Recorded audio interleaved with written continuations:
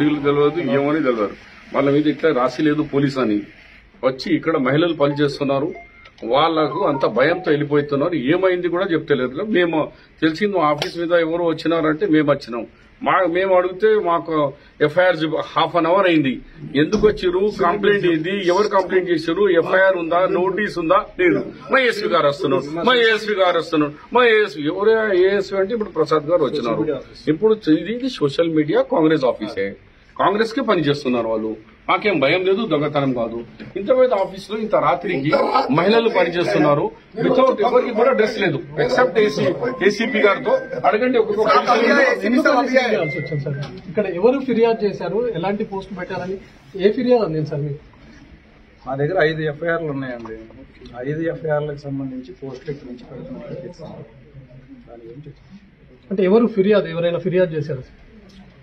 5 ఎఫ్ఐఆర్లు 5 మంది complaints, different complaints ఉన్నాయి. అంటే ఎలాంటి పోస్టులు పెడుతున్నారు సార్? అంటే వీళ్ళు ఏ పేజెస్ నిర్వహిస్తున్నారు, సోషల్ మీడియాలో ఎలాంటి పోస్టులు పెట్టారు?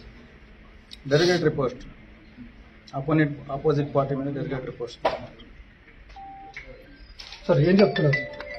మా ఎస్పీ గారు చెప్పినట్టుగా ఒకవేళ ఏమన్నా పోస్టింగ్స్ పెడితే ఆ పోస్టింగ్స్ పెట్టారని పెట్టినోడికి వాళ్ళ తరఫున వచ్చిన మాకు, ఇది కాంగ్రెస్ పార్టీ అనాలిసిస్ డిపార్ట్మెంట్, దీంట్లో పెద్ద ఎత్తున ఓపెన్ గా నడుస్తున్న కార్యక్రమం.